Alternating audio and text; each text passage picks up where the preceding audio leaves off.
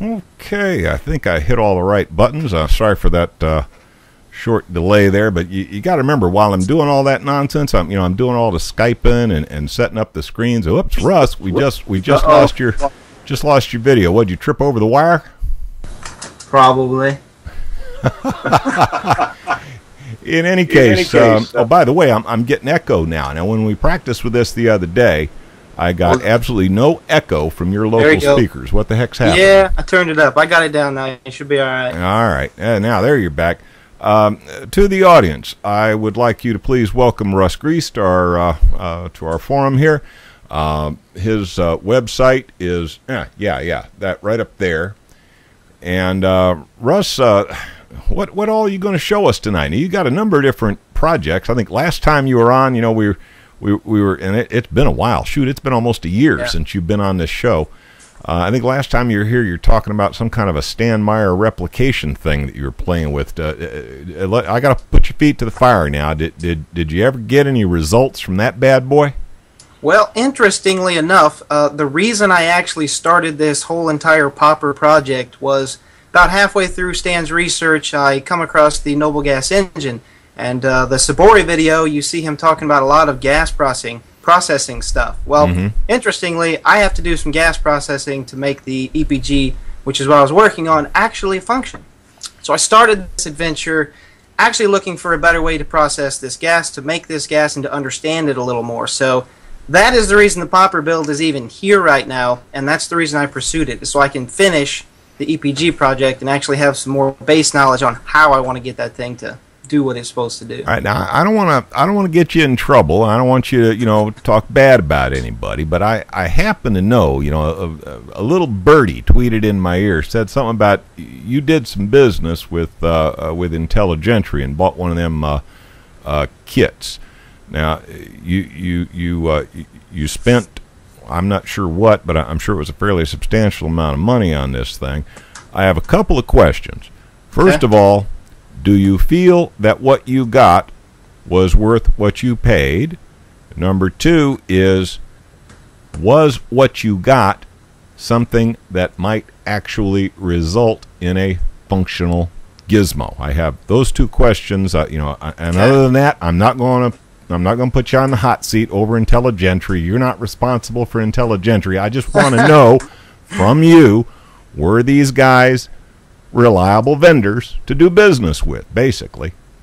I will have to say the kit that I received, I'm gonna give it on a scale of 1 to 100. I'm gonna give it about a 30, because the devices that I got are some cut-off spark plugs, a couple of coil-on plug type of igniters for the spark plugs. And the circuitry, as far as I can tell, is just some sort of a programmable unit that has different pulsing options.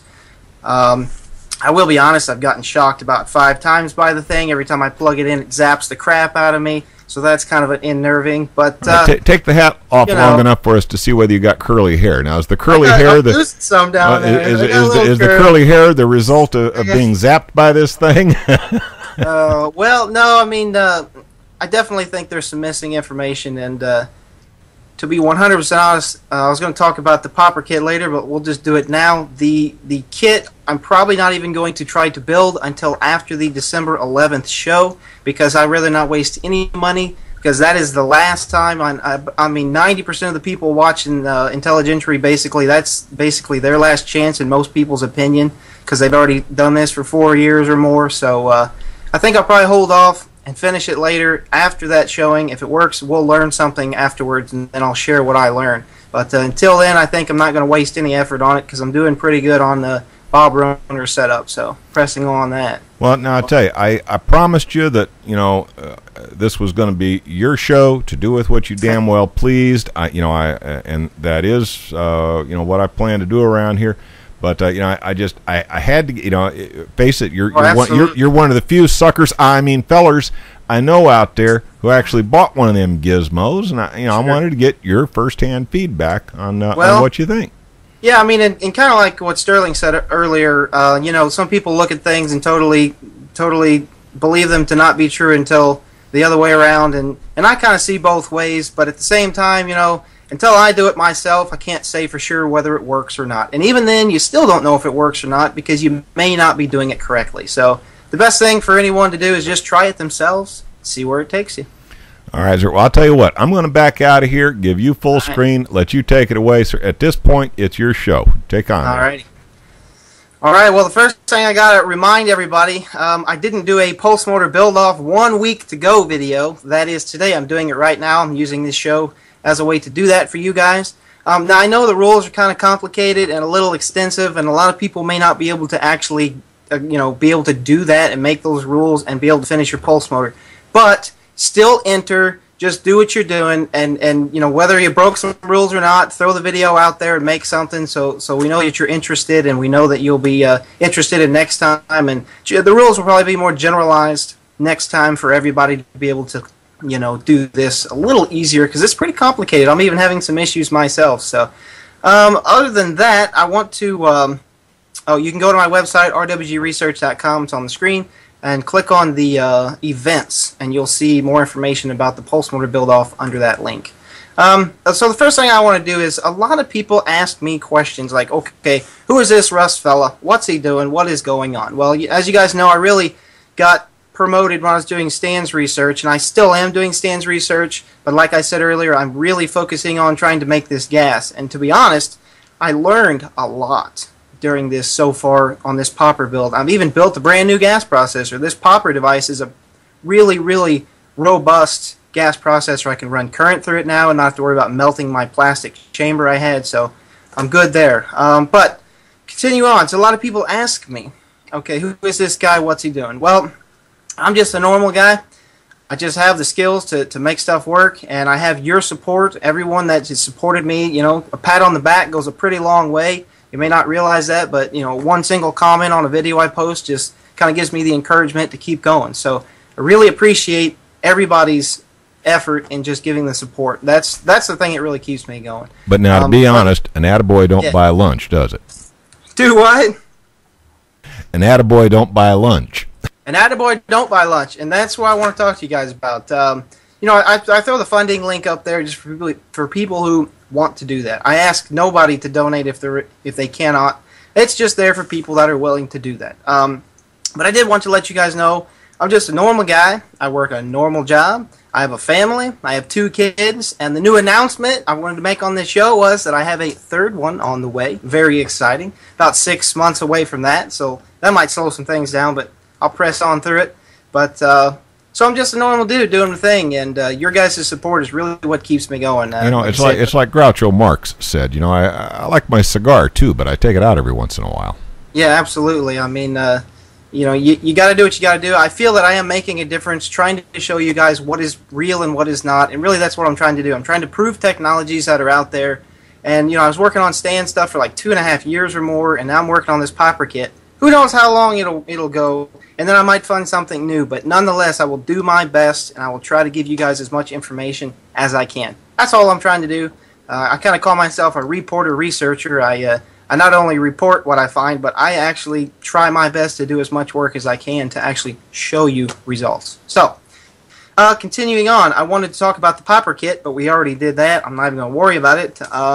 I will throw my stuff out there for John and Bob. I try my best to stay out of their family feud conflict, and I don't care at all about it. They do what they got to do, but I won't have anything to do with it. I'm just here to show you guys what I learned and try not to step on any toes in the process, and hopefully I didn't do that. Continuing on. I never step on toes. I dance on them. Well, yeah, I mean, I try not to because people get mad. Let me tell you. But I try not to do that because I want to be able to bring you guys this stuff. The more toes that I step on, the more negative feedback I get, and the more it makes me want to maybe not do such things later in life. And I enjoy this. I really, really do. So that's why I do that. So I am going to try to rush through this. I actually have to go to work in about an hour. I think I can get all of what I want to do in here. Grandma's Christmas china might not make it through the night, so if you hang in there tonight, we get to it.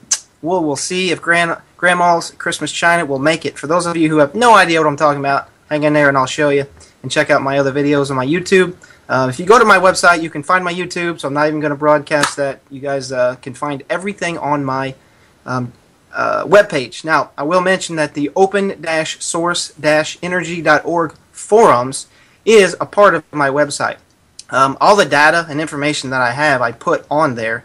And what you need to remember is that if you don't pay attention to the forums, you may miss things. So try to get, you can subscribe to a particular thread and it will give you updates. So just a quick note.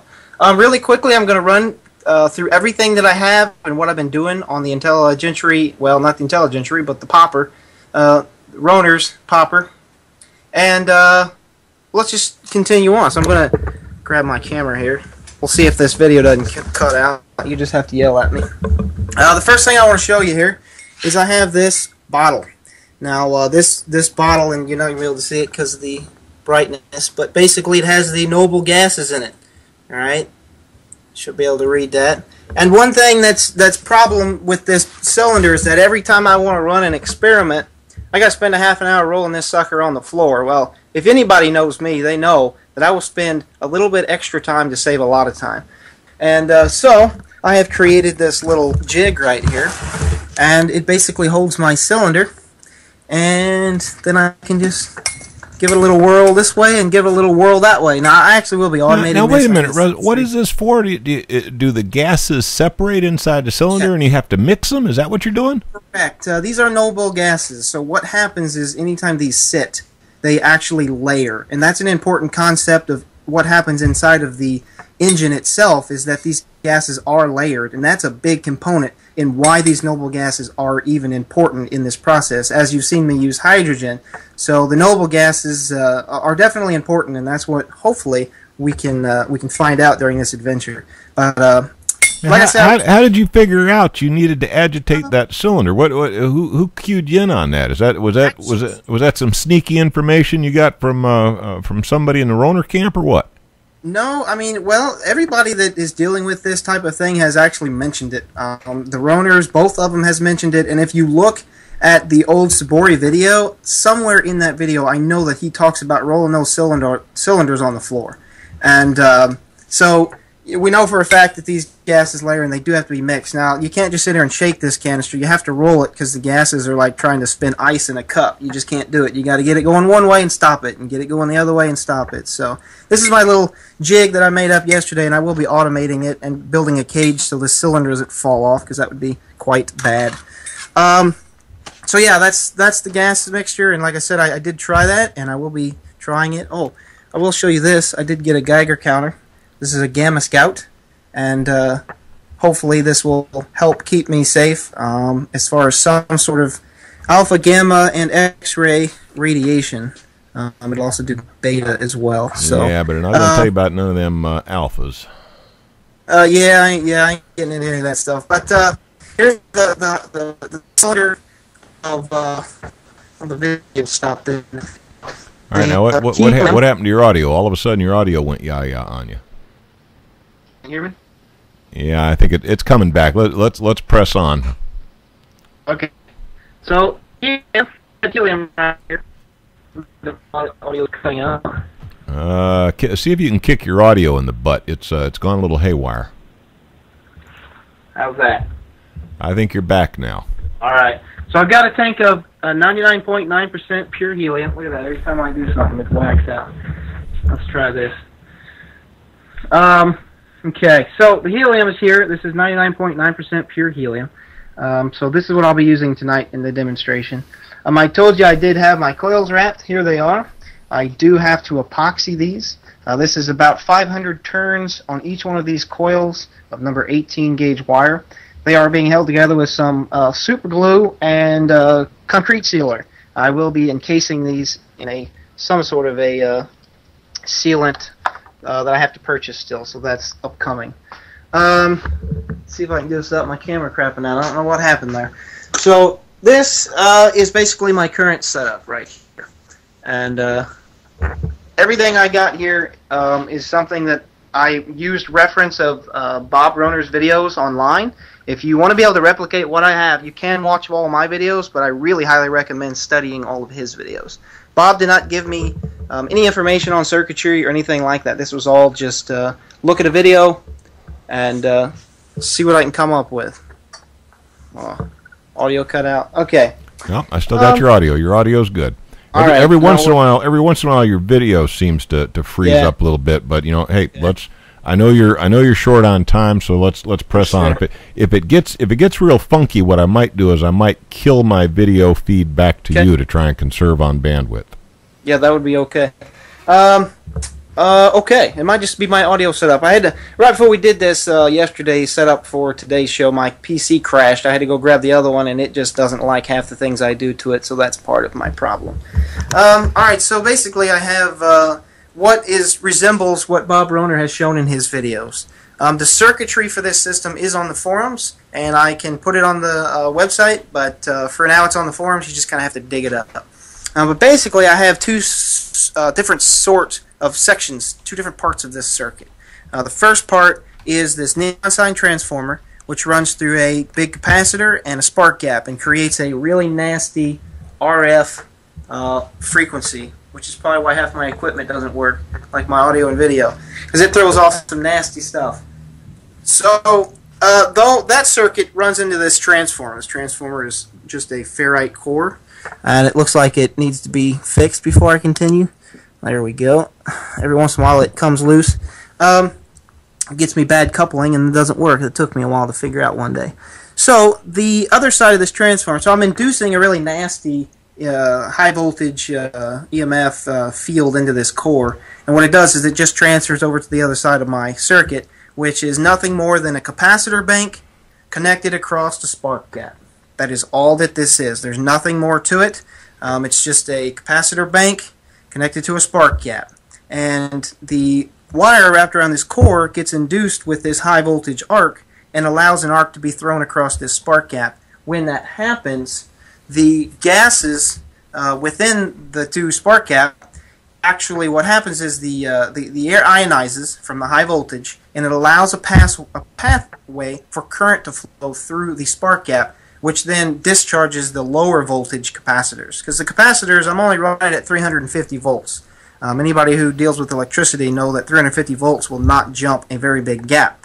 So in order to make it jump this gap, I have to throw an arc across it and then fire it. Similar to a TIG welder that's got an automatic start. Almost exactly the same. High frequency start. Real similar to that.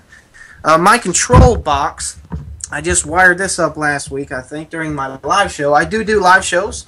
Check my website and you can find out when, where, and why, how, and whatever else you want to know. So this is my control box. It gives me all my functionalities.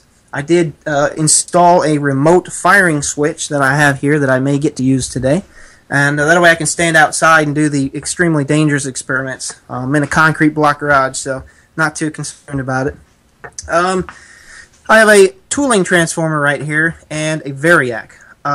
This variac gives me, I'm running this tooling transformer backwards. It's a 120 and 480 or 220. So it'll bring 120 volts up to 480 volts. Actually, it goes further than that.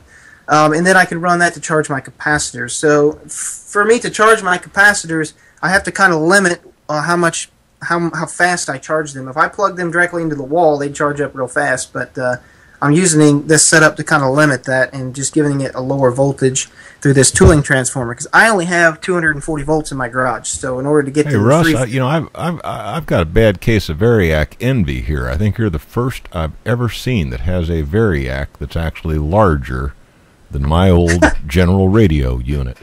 Well, I will tell you where that came from. I volunteered a lot of my time, and I still currently do, at my church. We actually built the church. It was an old beer, where they made beer there. And it's called a brewery. The church, yes, the church is actually the service of the church is actually in the cooler, the wine cooler, the beer cooler.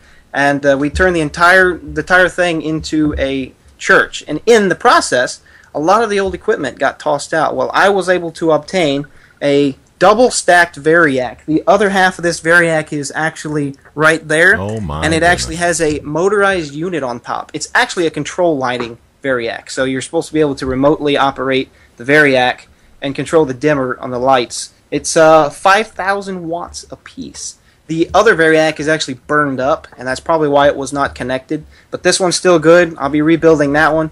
But yeah, it's pretty big. It's a 5,000 watt, 120 volt variac, so I'll probably end up hooking both of them up and making it a 220 variac with still 5,000 watts. So, yeah, it's a big sucker. Quite impressive. You know, mine I think is 2,000 watts, and I thought that was huge. Yeah, I'm blessed to have it, and like I say, I do a lot of work at my church, and I'm extremely glad that I do that. And in return, like I always say, anybody that's watched the videos, give and be given. That's what you're supposed to do. And I gave my time freely and willy, and guess what? In return, I got a 10,000 watt variac. Nobody asked for that. So.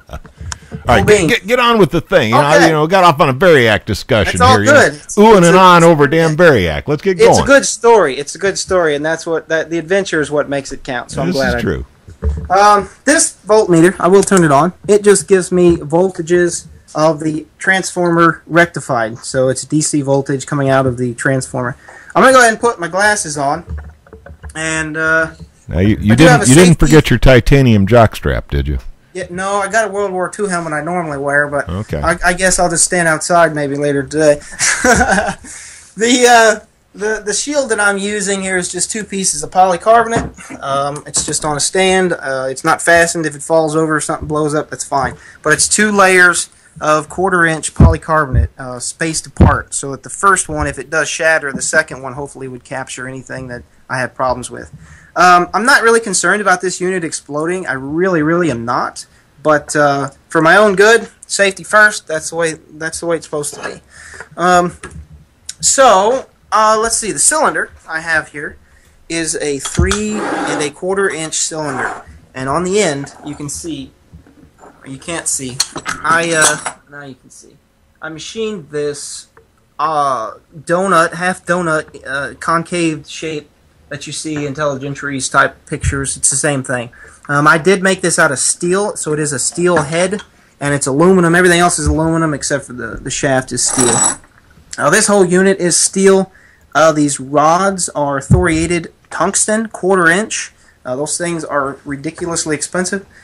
These 2 electrodes you see on the side actually house the buckets here that you see Bob using, that's full of thorium, rubidium, red phosphorus, and he's using those to pre-ionize the gases. I'm going to talk really quickly about the theory that I have of my setup and how it's supposed to work. I mean, you're ionizing gases, so what happens when you ionize gases is you're basically moving the electrons up a level or totally away from the nucleus. So in theory, the gases will be expanding by turning them into a plasma, and that's where you're actually getting your thrust from. Now, there's a bunch of theories out there about magnetic induction and all this kind of stuff. I did simple tests on those. Those videos are on my YouTube channel. I do not see that the case at all, mainly because the coils that go around this unit, you don't have to have them.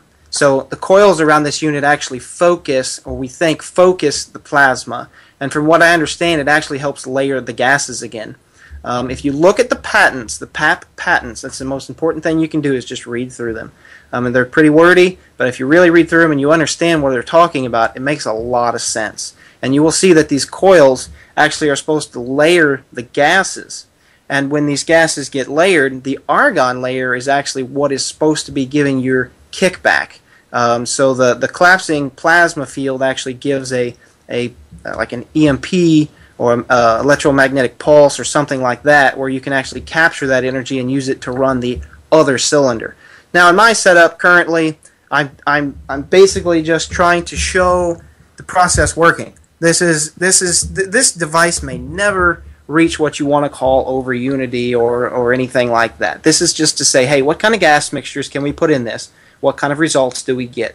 I do have a load cell that may not work for this application, but I'm going to be installing a load cell on this cylinder and doing data logging. I do have a temperature probe on this side of the load, or on this side of the unit, and it runs over here to this temperature controller, and it just gives me a reading of temperature, so I can actually see what the temperature is inside the cylinder and the gas. See what the pressure, or not the pressure, but the temperature is. Now, I do want to install some sort of a pressure transducer, and like I say, I'm going to try to be using a load cell, but I really need a high impact load cell. What I have now is more something that came off of an old scale, and it's probably not going to work for my application.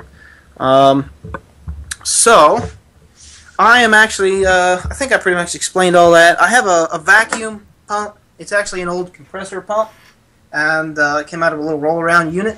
And I'm going to actually install it on this and suck all the air out after I put this piston on. And I've got a vacuum gauge over here. And then on the front here, you see Bob Roner filling these up. And actually, Pap did this. He uses these syringes. And there's what they call a septa right here. And basically, you just extract the gases out of the cylinder into this and then put them in here. Now, interestingly, when you fill this up, the hole in the needle is so small that you can actually walk from the cylinder to the unit and the gas is still pushing out of here because you can pressurize this. And then when you stick it in there, you don't have any contaminants. It actually works really, really, really well. And you can meter mix gases this way. You can put 10 cc's of one and 20 cc's of another. And that's what I plan on doing in the future. If we see good results, I will definitely need some help funding that, but if we see good results, I'll be getting each individual gas and we will try different mixtures. Supposedly this is the mixture that will work. Bob and John Roner both agree that this mixture, which is Pap's original mixture, does work, but is not the best mixture that you can use. So it's basically something that's public and they can share. So I'm just going to set this camera down and I'm going to install this cylinder on top. I do have an O-ring around here. Let's see. And I'm using the original piston O-rings, the seals. I'm using the original seals, nothing fancy, no neoprene or anything like that, Teflon. Just using normal cup seals that this thing came with, and it works really well. I do not think there's any leaking past. Seems like it works pretty good. So I'm going to fill this up. We'll vacuum it out. We'll fill it with helium today.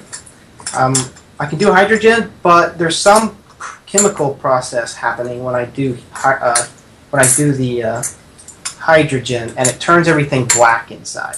With the noble gases, there's not really supposed to be any chemical reactions going on because they're inert. They don't chemically bond, or at least they don't do it on their own normally. But when you ionize gases, you could get gases to bond together.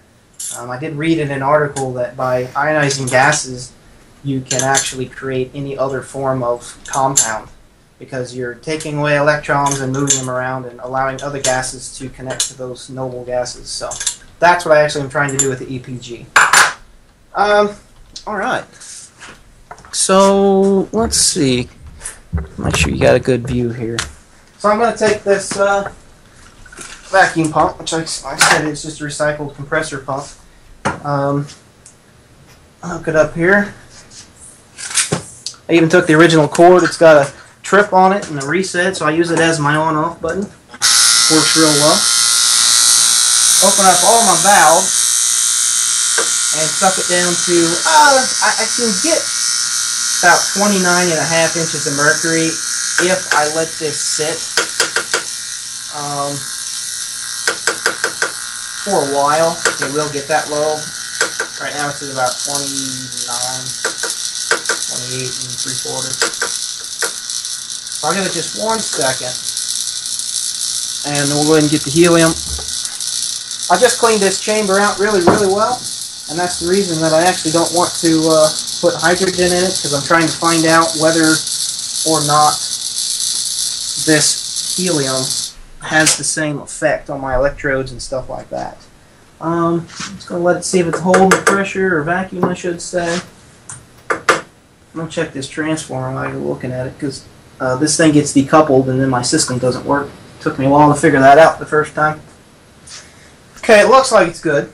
I am getting multiple requests for you to do the Donald Duck talk thing with the helium, but you know, let's I know you're limited. Well, I know you're limited on time. You've got to leave for work here pretty soon, so you know, let's. I'll tell you what. If everybody that's watching this show donates $1 to me, I'll suck helium, because that cylinder wasn't cheap. How about that? Deal? This is not just bottled balloon helium. This is 99.9% pure helium. It's not cheap. It's not expensive, but it's not cheap. It's a little bit harder to get a hold of. Cylinder costs more than the the argon. I will have to say I want to give a giant shout out to my buddy Peter. Echoes Pete, he's actually funded about 95% of this project, and generous users and followers have funded pieces and parts of this project, so big shout out to him. So basically, I've got the same thing here. I've got a septa on both of these, and I'll just stick this in here. Now this will hold, this unit that I got will hold approximately 265 cc's of gas. So what I do is I turn on the cylinder here and turn it back off, and the amount of gas that's actually in between the head of the cylinder and the end of my port here is actually enough to fill this entire thing up. So you can see that if this thing really does do what it's supposed to do, the amount of gas it takes to run this thing is ridiculously small.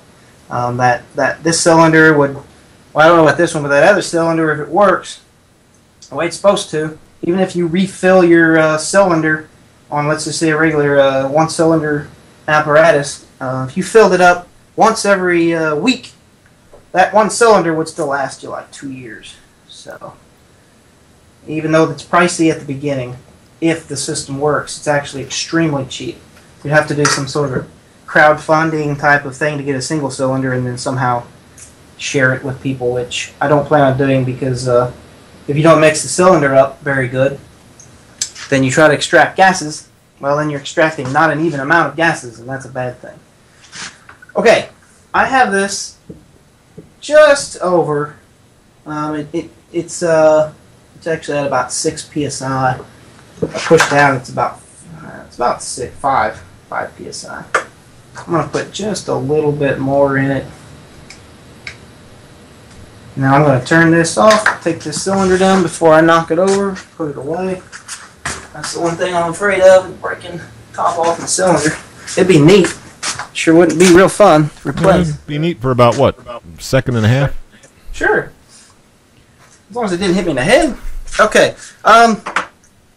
Let's see. I am going to take this camera, and it'll be all right there. I don't want to get it too close to my system, because the magnetic pulses and the electrical fields that come off this thing are really nasty, because I'm dealing with a high voltage arc and a really big amount of current being dumped. And it can really do some dangerous things, nasty things, with my 15-foot USB antenna cord I got on this camera. Oh, gee, roll it up into a nice coil so you get some inductance. Yeah, I know, right? Okay. I'm just going to give you an overview, and you might not be able to see it very well. I'll get you a little bit closer. I'll tell you what, later. if you get the gizmo centered, I can adjust on this end and get close in on it. All right, I'll do that. It's centered. All right, I'll play with the cropping on my end. I can move it a little bit too. It's about right. That's pretty good. Let's see. Really quickly, just don't move your cropping. I'm going to move my camera. I'm going to show you how this box functions that I built. There's a control master relay inside this, which has 4 contactors on it. Just kills all the voltages. There's a contactor that's a latching one I use to reset the control power. And then there is a relay that I use to latch on the charging. And then there's one more relay I use to remote externally fire this thing through my port. So basically, this control box is a bunch of recycled stuff that people have left in the rain or tossed out here and there in my past jobs and current jobs. So I got to thank them for the scrap pile of nice buttons and stuff. This e-stop button, light comes on when it's activated. This is a control reset, which is gives me power. I don't know if you can see that, but my voltage just came on. This whole row of buttons doesn't do anything. The stop, these 2 buttons, and this button doesn't do anything, or this one. I'm using just some of them for now. I plan on doing more. I got to add my coil circuitry in there. I got to add a few other auto fire things in there, and that's what a lot of these other buttons are for. Basically, this button will charge the system manually if I push it. See, I have to charge these capacitors. These capacitors need to be charged and then discharged. So I have to charge them every time I want to fire this thing. So I can do it manually, or I can flip this switch and it'll automatically charge for me, and then I can fire it as many times as I like. I also have the fire button here, and like I said, a remote fire button I'll be using later, I hope. Grandma's Christmas china might not make it tonight. That's pretty good. So I am just going to fire this a few times. Now what's interesting is this unit, the base of this thing is a 3/4 inch 18 by 1 foot steel plate. It is extremely heavy. The base is steel. It is very heavy. It's on some rubber feet, and I just got it on an old wooden top table I got. And what's interesting about this is that this piston, when I fire this, this piston gets thrown up to the top. And when that happens, it actually slows down so fast because there's a negative pressure now inside this chamber. It throws it up so fast that it actually lifts this entire unit off the table. That's kind of impressive in its own if you just think about it. It's like taking a rock, tying it to a bowling ball with a string, throwing the rock, and the bowling ball moves. Like, that is hard to do, and that's what I'm doing here. So it just kind of proves that there is some force going on. No idea. I need to measure everything, which is I'm working on with the load cells and stuff. So something's happening, but I couldn't tell you how much energy goes in and out of this thing. That is something that I do plan on doing with the data logging. But I don't have some of that equipment yet, so if anybody's out there has got any ideas on data logging, shoot me an email. Go to my website to find my email address. So yeah, we'll just fire it. I was actually going to show you guys what air looks like before I filled it up to show you that it actually does more work without or with. But I'll leave that for another YouTube video on my YouTube channel. So go to my website, subscribe to my YouTube so you get those updates. I'm just going to charge it up manually. Something just made a loud noise. That was interesting. So I'm at 350 volts. I'm just going to push the fire button. Now you probably saw the really big flat. Yeah, it's going. Big flash of light. The big flash of light was the plasma that you see.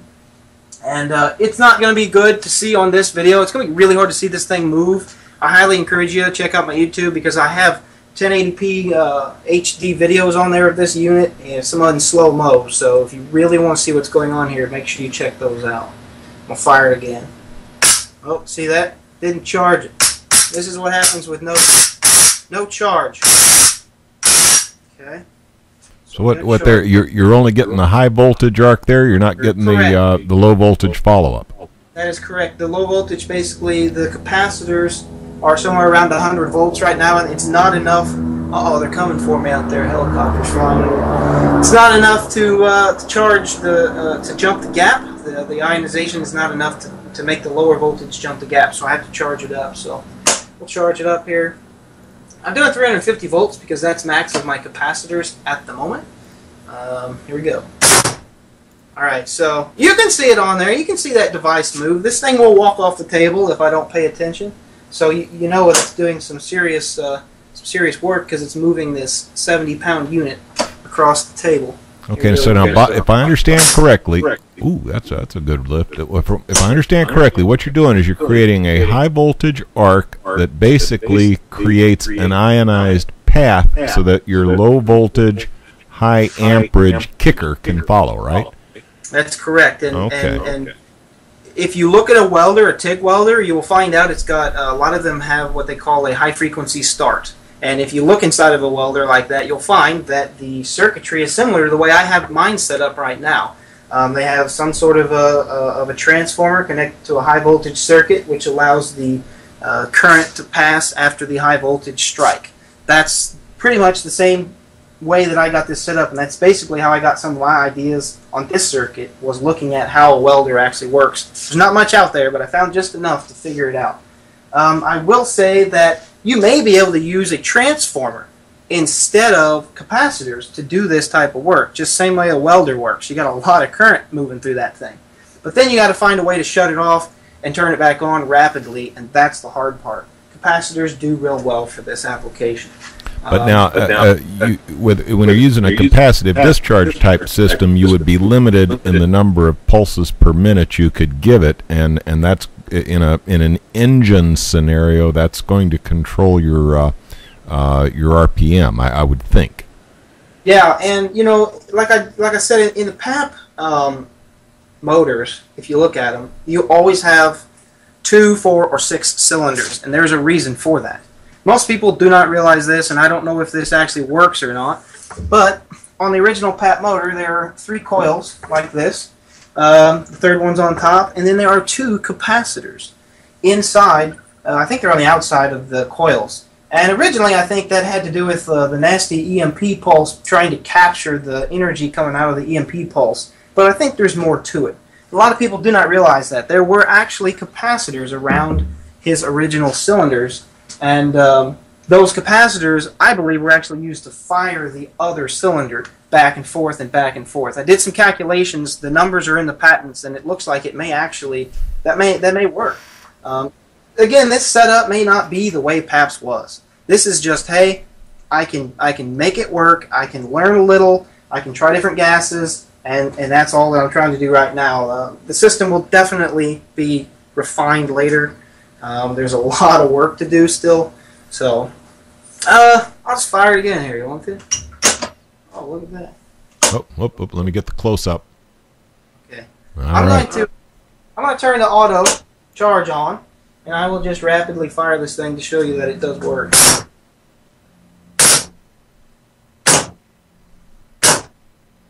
So, if I let the capacitors charge up higher, you'll see that it wants to jump more, and if I do not let them charge up like this, it doesn't do as much work.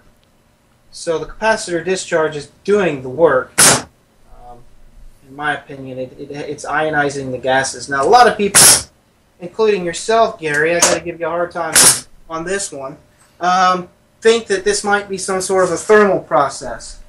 Well, now I notice that the piston's not coming all the way back to rest. So my hypothesis would be that the gas inside the cylinder has expanded through thermal expansion. That's not correct.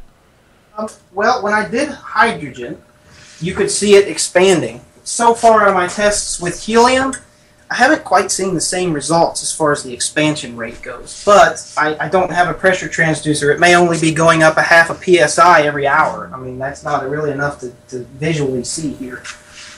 Quite quickly, I'm going to use this compressor, the other half of this compressor, to put back pressure on the system.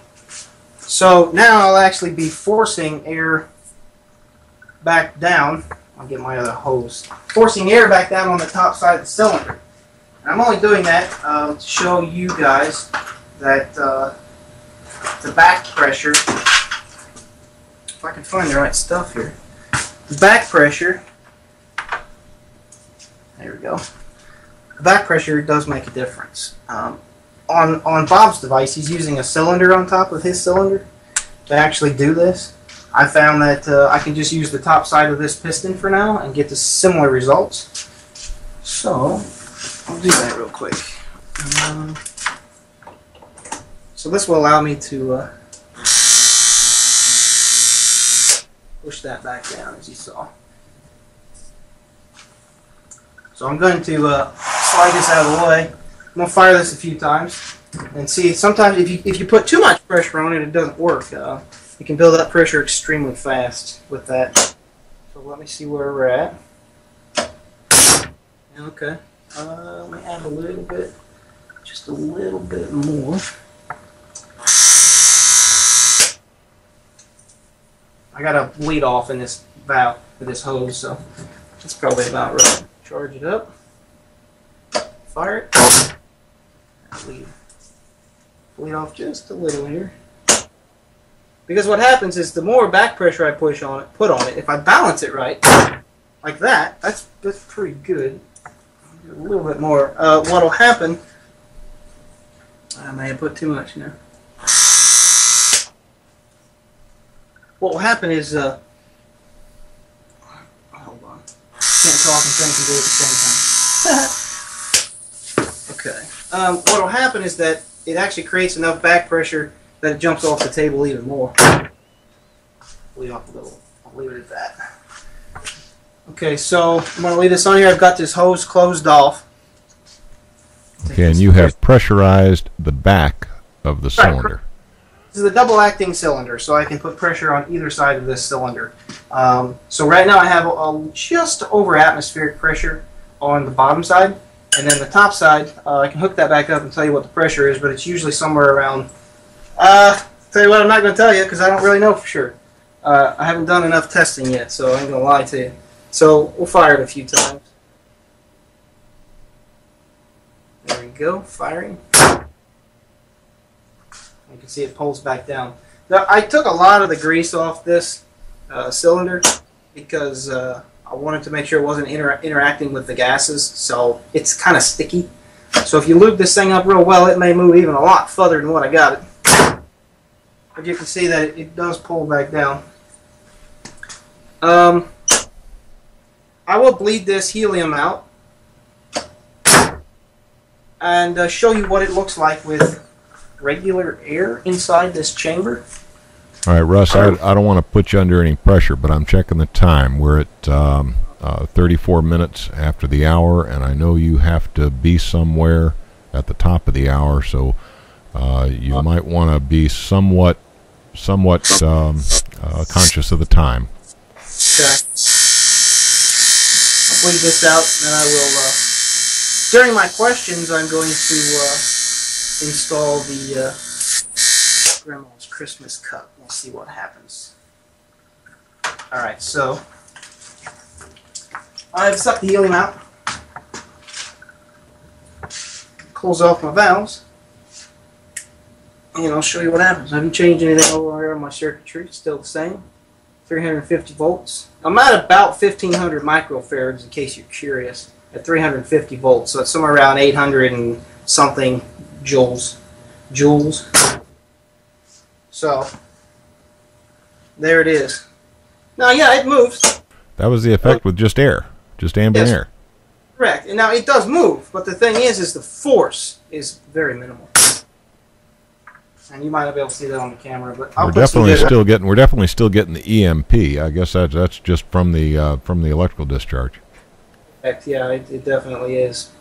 So it definitely moves, but when I hold my hand on this and I check both of them, I can almost hold the air down all the way, where the helium actually wants to knock my hand pretty good. Alright, so I'm going to go ahead and switch this stuff out, but while I'm doing that, I would love to take questions. And to the audience, Russ has to be at work at the top of the hour. I'm not sure how long it takes him to get there, but we are going to have to cut this short as soon as he says so.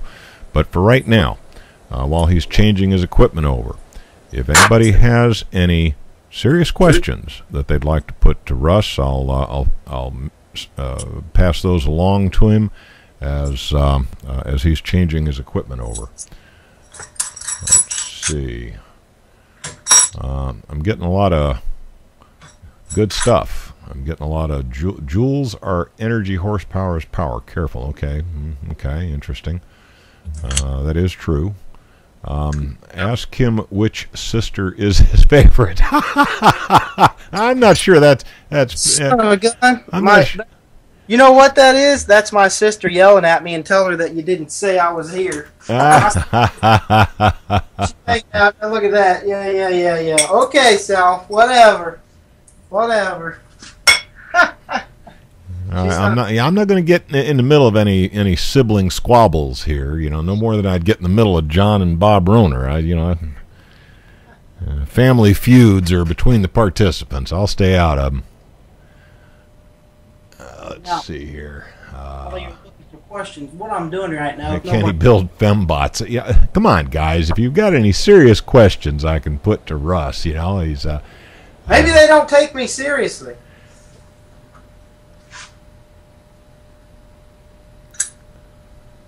What creates the seal between the piston and the cylinder? That's actually a very good, very sensible question, and was one I had. What's keeping your gases from just blowing right by the piston, Russ? Okay, this cylinder, when you purchase these cylinders, they come with V-cup seals. Well, PAP was using some sort of a Teflon V-cup stack seal. And to be honest, this cylinder that I am using is rated for 200 PSI. Look how much 200 PSI is, and then try to calculate how much force I'm applying. I'm way under that. As far as I'm concerned, I'm under the rated measurement. Now, I'm sure if you left the gases in here for a month, it's possible they'll leak out, because noble gases, or some of the gases, tend to leak out past seals a lot easier than others. Well, particularly helium. Yeah, so this is you got to remember, this is a test setup. This is, hey, I want to stick something in it, I want to fire it, I want to take it apart, I want to see what it looks like, I want to put it back together, I want to fire it, and I want to see what it looks like, and I can run some maybe a couple hour tests or maybe a week tests, but anything past that, you're likely to get contaminants and the gas to leak. So this is a test bed. You got to start somewhere, and it works well. I gotta tip my hat to Bob. I'm not sure if he designed this system or his brother did or who did, but it works well. It uses standard fittings, nothing special. You got to have the base made, which I made this one myself. But other than that, I mean, it's a very simple system. You don't have to go spend, $10,000 on a little setup like this. You can, you get the right machine shop. You can do it for pretty cheap. I actually did this myself, like I said, so it didn't cost me nothing but material. Nobody has any questions? Did I answer them all? I must have answered all my questions in the video. I'll tell you what, your presentation was just so outstanding and so complete that nobody has any questions. Good. That's what I like it. Now, my YouTube videos, I do my best to give every detail that I can, because I believe in sharing. Sharing knowledge is something that I find very important, and I give as much as I can. But, like I said, to be honest, I'm sharing as much as I can because you guys are giving me the support to do so. There's been generous donations in the past which actually keep the website up, keeps the forums up, keeps me posting videos. So I hate bringing money into it, but everyone knows, like you said earlier, meals aren't free, but I work for the best of my ability and do what I can for as cheap as possible, so hopefully you enjoy it. Alright, now, I'm going to fill this up with helium. I was going to do hydrogen, but I decided not to because I didn't want anybody telling me that I filled it up with an explosive gas and that's why it blew up.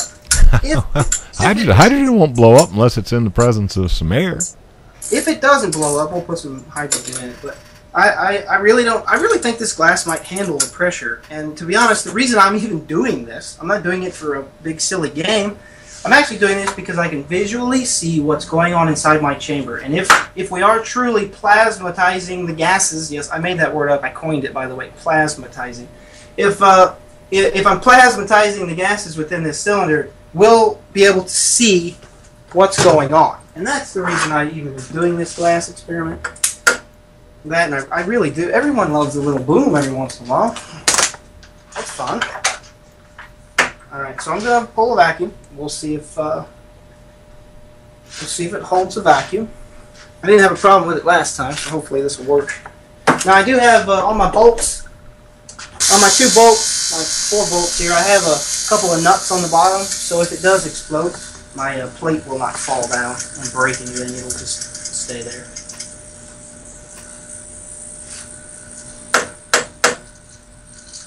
I was going to put a bucket over this thing, like a 5-gallon bucket, but what's the fun of that? Hey Russ, I got somebody in the chat room here that's asking you what the next big step is in this experiment. Data. Data. That's the next collection of data. Yep, and that's what I plan on doing, because what good is an experiment without data? And Mark Danzy throws that out to everybody, and I agree 100%. Without data, an experiment is just more fun than anything. And it's fun to watch, but what's the point? So I plan on doing as much data logging as I can, and if anybody has equipment that will do data logging, please inform me. I'm okay with borrowing something from somebody. I don't ask for somebody to purchase something, but if somebody's got something they don't use or that I could use, I would appreciate it, because I can't get you the data without the equipment. And I'm finding out that logging equipment is not something that is cheap or readily available for scrap. Because a lot of the stuff I do, I build a lot of my projects out of scrap. The bottle mixing apparatus that I showed you guys earlier, I'm actually using a timer from a Bunn coffee maker as a oscillator to run a old school motor of some sort. I'll have to find one. I'm going to use some sort of a DC motor, and it'll just flip a relay on off, and it'll turn one way and turn the other way. All recycled. The casters are from some junk that I had laying around, and everything else is just scrap steel. So use your resources. Resources are readily available. People don't realize that. So use all the resources that you can use. Everything. I mean, if you guys haven't seen my electric motorcycle, I built an electric motorcycle, and I actually got paid $30 to do it, because that's how much money I got out of scrap when I was done. So I built Google Voltzilla, Voltzilla, and you will find it everywhere. It's pretty cool. I was even in a book, how to build your own electric motorcycle. I went down to the bookstore, Barnes and Noble, and was like, "Hey, you got this book? I'm gonna see if I'm in it." And there I was. Couldn't believe it. All right, where are we at? I can't judge by piston pressure, so I'm gonna have to use my gauge.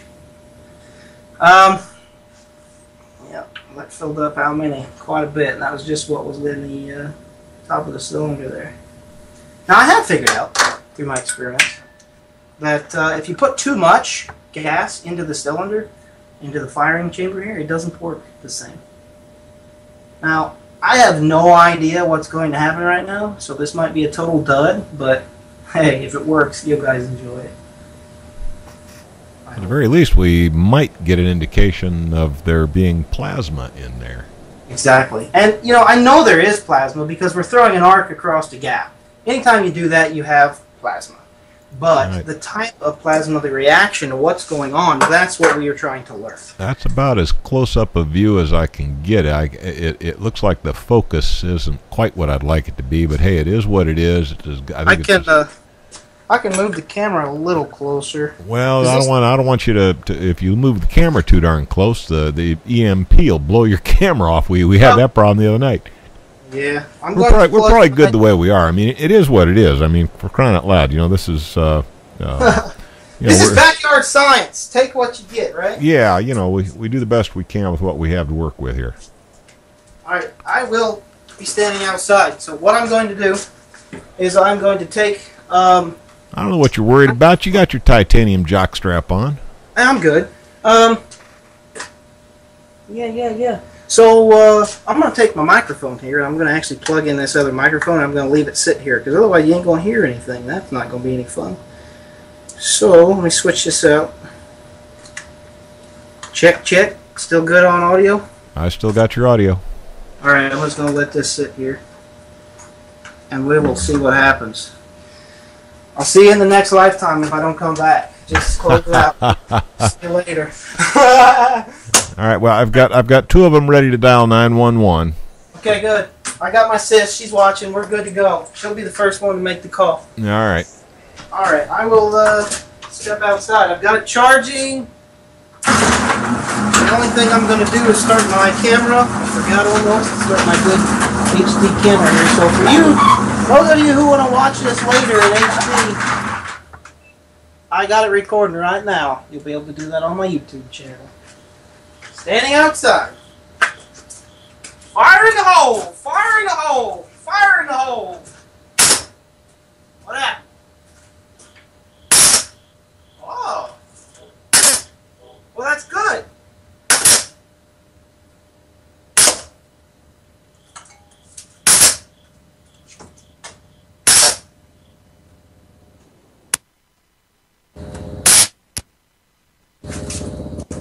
All right.